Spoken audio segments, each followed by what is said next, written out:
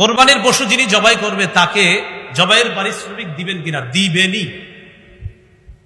জবাইয়ের পারিশ্রমিক দিবেন, আপনি জবাইয়ের পারিশ্রমিকটা দিবেন।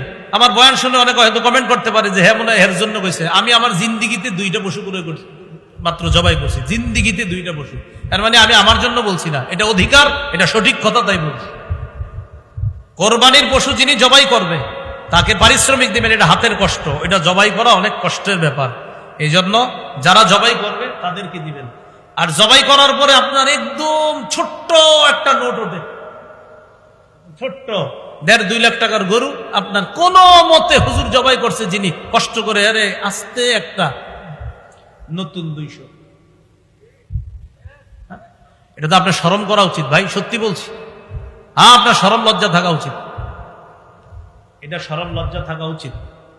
এটা আমি ওই যুগের কথা বলছি যে যুগে আমার বেতন ছিল 5,000 টাকা। ওই যুগে আমরা যে কোরবানি দিছি, ওই কোরবানি যিনি দিয়েছেন প্রায় 10 বছর 8 বছর আগের কথা, তাদেরকে আপনার ওই 100-200 দিনই। আচ্ছা আচ্ছা আচ্ছা, সেটা আমি জানি না। আচ্ছা, যাই হোক, আপনারা এই জায়গায় একটু মহাব্বতের ইয়া রাখেন। তো এই জন্য এরকম 100-200 পরে কারে, এটা কি কোনো কথা?